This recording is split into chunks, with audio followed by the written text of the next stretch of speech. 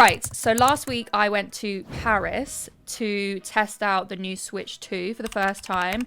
It was the day after the Nintendo Direct. So basically, I had signed NDA. I wasn't allowed to tell anyone that I was going, so literally no one knew. We had an embargo until like 3 p.m. on the day, and then we got to play the Switch 2. So here's what happened. Here are my honest thoughts. I can say that because I wasn't paid to go there or anything. I just had a really good opportunity to be able to go and play it early. So hopped on the Eurostar last Thursday morning, bright and early. My friend Lucy came with me and she also got to play it as well. She was there as like to help me get content and be my camera operator, but she was so lucky because she got to play it as well, so I was really happy for her. Quick 2-hour train to Paris, which is just my favorite thing about going between London and Paris. And then we had like a briefing. There was lots of media. It was like the European reveal essentially. So there was media people from countries all over Europe, and then there was a few creators. I don't think that there was loads, to be honest. It was more like a mixture of like journalists from different gaming companies,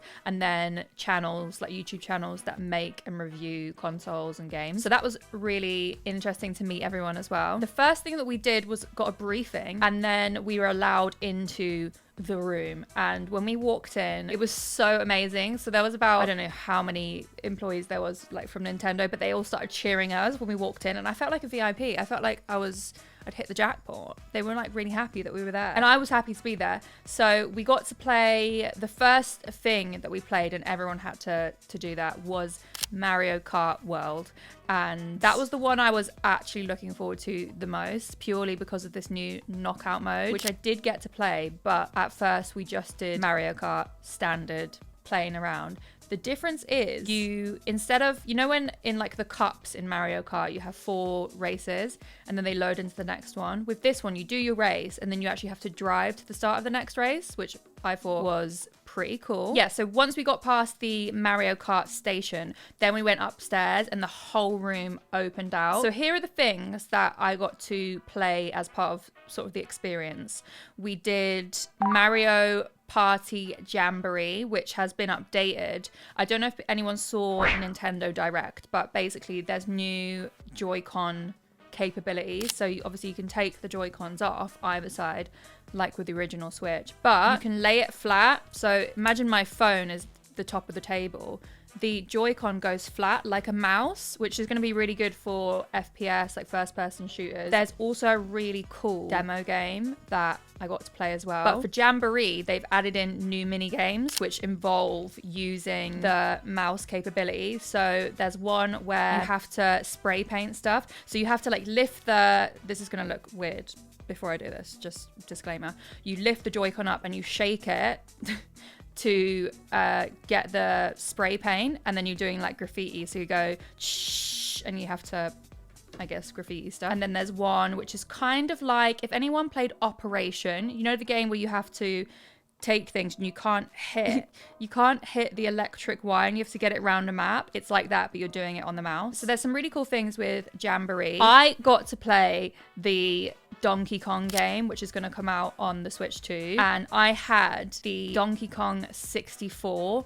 So I brought my Mario Kart 64 cartridge for the Nintendo 64, and I got the Donkey Kong one as well. So I brought them. So I was like, I did a little TikTok where I had the cartridge there, and then I revealed the main game.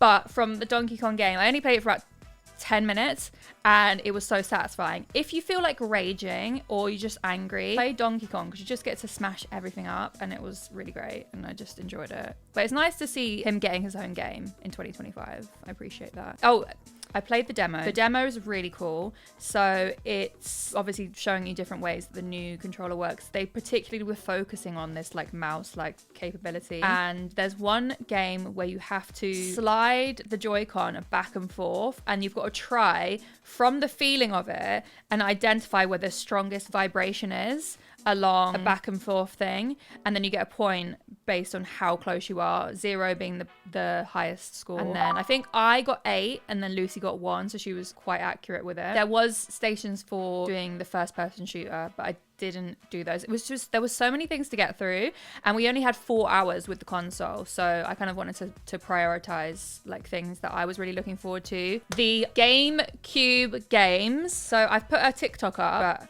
I whacked this TikTok up just showing the, let me show you, showing the GameCube controller, which is for the Switch 2, and they've added the normal Switch controls on the top, so it looks and feels just like the GameCube game, just like the GameCube controller was back in the day. And I know they've done this for like different iterations of the Nintendo consoles, but I really like this one, and the TikTok's done really well, so I'm like so many people are commenting on this TikTok. That was really cool. And then I got to play some of the GameCube games. I'm not exactly sure which games are going to be available on the Switch 2, but the ones I got to play were Soul Calibur 2. There was a Zelda one. I think it was a Wind Maker. Zelda. I didn't have a GameCube, so I didn't play loads of the games, but I just love anything nostalgic. There was Mario Football, or like soccer, and there was one other. Oh, the F-Zero. It was an F-Zero game, which was really cool. I think that the GameCube stuff is going to be a nice addition.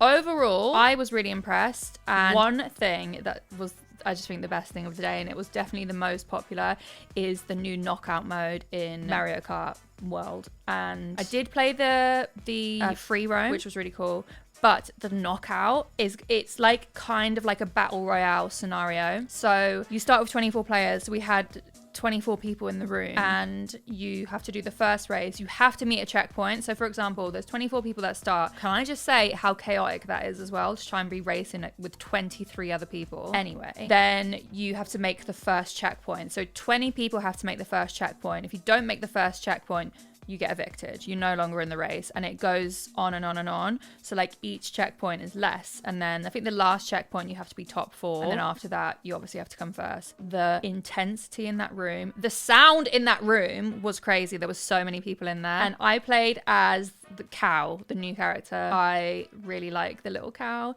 Boo is normally my favorite as well, and of course Toad, but there's some really cool new characters in the game, which I thought was really good. But obviously the cow, I feel like cow has come out on top of all these reveals. The console itself is similar size and width to the OLED, so it's a bit bigger than the original Switch, but if you had the OLED, it's going to be sort of more or less the same, but it feels a lot nicer. The screen and the quality of the games are of course way better. Yeah, that was my experience playing the Switch 2 for 4 hours. So I've only had 4 hours with it, but I just feel really happy that I even got to explore that. I know there's a whole thing about the prices, especially the price of Mario Kart World, but each to their own. I think that like I'd happily pay £100 plus for GTA 6 because I'm looking forward to it. So there's always going to be some people that are going to want to spend money. And also one thing that I don't like is when people, because I've had this on my TikToks that I've done from it, is when people go and say, oh, Nintendo are money grabbers. Firstly, the Switch came out 7 or 8 years ago, the original one. Do you know how much inflation has gone up since then? Like, they're not going to charge the same amount for a console that they did 7 or 8 years ago. Yeah, it's kind of a pet peeve, and I fully understand that obviously times are hard and people can't afford to spend £90 on a game. I fully get that. This is not what the issue is here. My thing is when people are shocked that prices do increase, because over time, prices increase. Also, lots of people put effort into making these games, so if it's worth it to you, then spend the money on it. If it's not, that's fine. You don't have to spend the money on it. I feel like the price of the console is fine. I'm not shocked by the price of that console. It's 2025, things are expensive. That's my opinion. I was really impressed. I don't know anything else other than what I got to play, and I had lots of fun. So this is sort of my like unbiased, just went to go play this game, this console and some of the games. And I think, hot take, that the knockout mode of Mario Kart World is gonna do really well. So just keep an eye out. Let me know your thoughts, what you think of the Switch 2. Is it something that you feel happy investing in? Do you think it's too expensive? Do you think it's reasonable? I know that in terms of pre-orders, there's stuff happening in America, but I don't know too much about that. I am in the UK. Yeah, I think I definitely am interested to get one when it comes out in June. So.